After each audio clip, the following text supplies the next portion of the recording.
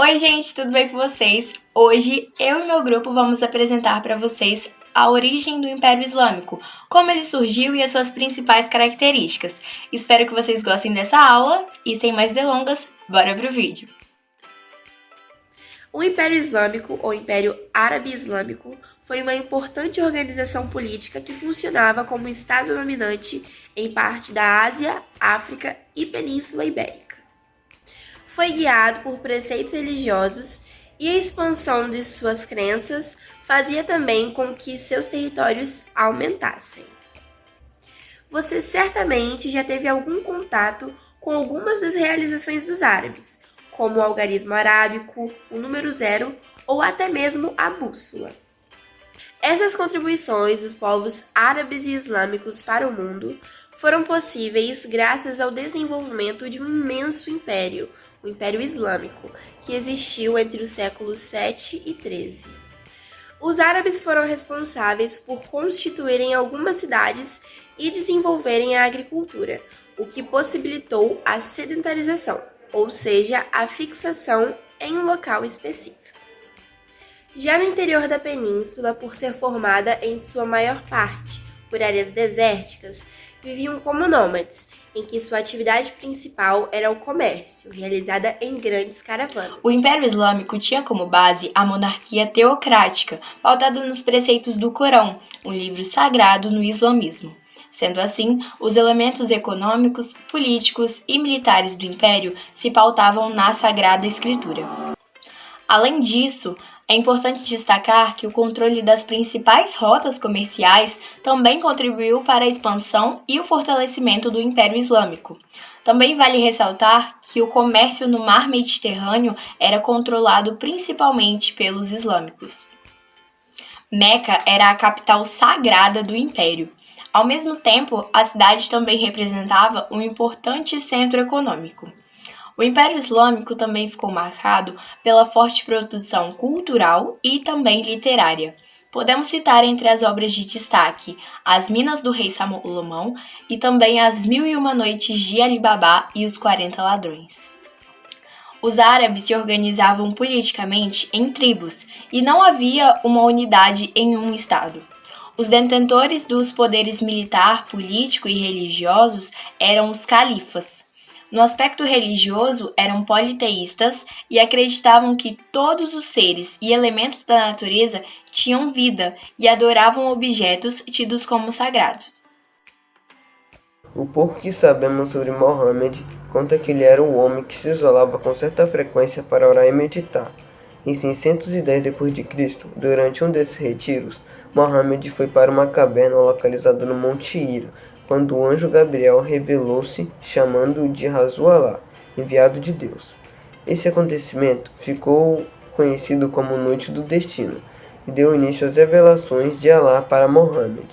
O profeta ficou os 2 anos seguintes sem receber novas revelações, até que elas retornaram por volta de 612 d.C.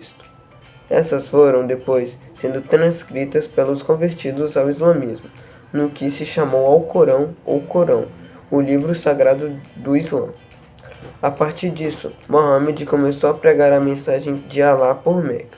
Os primeiros convertidos foram sua mulher, seu primo chamado Ali Talib, Abu Bakr e Abu Bakr. No entanto, as pregações de Mohammed sobre uma religião monoteísta nas ruas de Meca começaram a incomodar as autoridades da cidade, porque atacavam os altos lucros que a cidade obtinha pela peregrinação de fiéis.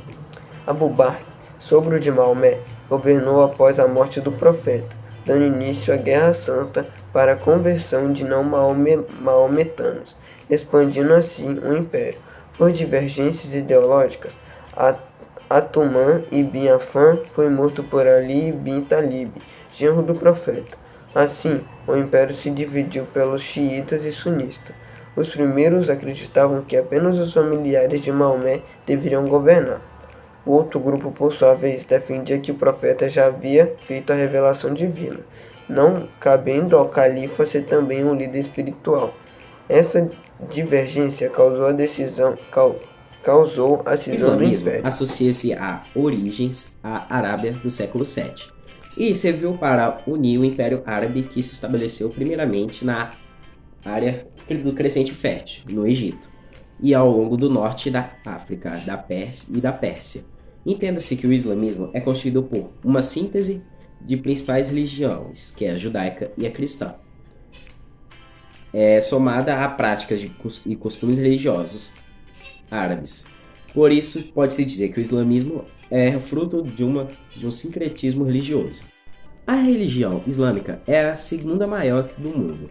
Além disso, é a que mais cresce no planeta, predominante em 43 países islâmicos, representando de 20% da população mundial, que pretende ser a religião mais ativa na Suécia e na França e na Inglaterra, dentro de 20 anos.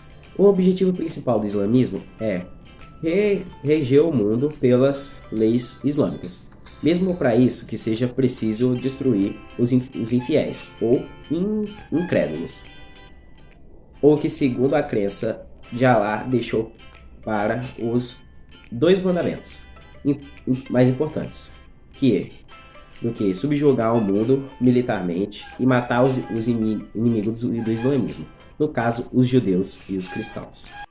Entre os séculos 7 e 8, o Império Islâmico alcançou sua maior extensão territorial, abrangendo terras desde a Ásia Central até a Península Ibérica. Passando pelo norte da África, essa rápida extensão pode ser explicada pela unidade concedida entre os árabes, realizada pelo advento do islamismo, de sua adoção com a religião. Segundo a crença, a origem do islamismo vem do século 7 a.C. e nasceu na região onde hoje está localizada a Arábia. O Império Islâmico conseguiu sua ascensão principalmente com a unificação entre Estado e religião por intermédio da ação inicial de Maomé.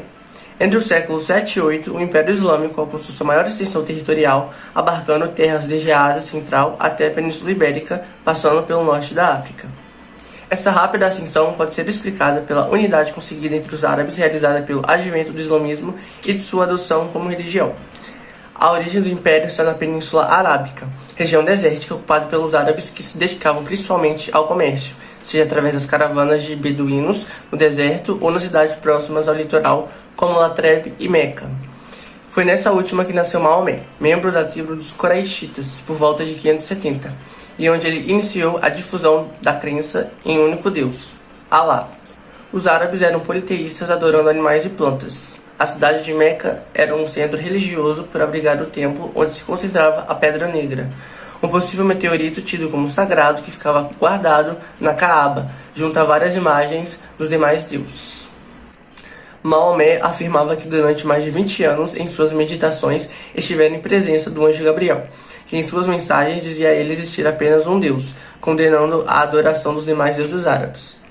Dizia ainda que Maomé era mais um dos profetas de Deus, como Moisés e Jesus, e deveria difundir pelo mundo a verdade divina repassada nas mensagens. Maomé iniciou suas pregações em Meca, conseguindo adeptos principalmente da população pobre. Os ricos membros da tribo dos Quraishitas viu a pregação monoteísta como uma ameaça ao seu poder econômico e religioso, já que a economia girava principalmente em torno da peregrinação à cidade para as visitas à Caaba, e as pregações monoteístas poderiam expulsar os visitantes. A perseguição a Maomé e seus seguidores intensificou-se, obrigando-os a fugir para Latreb, cidade ao norte de Meca, em 622. O episódio ficou conhecido como Égira e marcou o início do calendário islâmico. Em Latreb, depois de denominada Medina, cidade do profeta, Maomé conseguiu converter a população e formar um exército para conquistar Meca em 630. Maomé morreu em 632, mas nesse período de 10 anos entre a Égira e sua morte, ele conseguiu unificar as tribos árabes e convertê-las ao islamismo, em boa parte graças ao jihad, esforço a favor de Deus, subjugando militarmente os recalcitrantes. Até a sua morte, Maomé havia conquistado toda a Península Arábica, e os 4 califas que o sucederam expandiram o território do Império para a Pérsia, Mesopotâmia, Palestina, Síria e o Egito. Os califas eram os sucessores do profeta de Deus, porém havia o problema da sucessão. Surgiu um debate se seriam os membros da tribo Quraishita ou os descendentes diretos de Maomé que o sucederiam. O primeiro califa acabou sendo o sogro de Maomé, Abu Bakr. O Império Islâmico era um estado teocrático, com o califa exercendo as funções de chefe religioso e chefe de estado.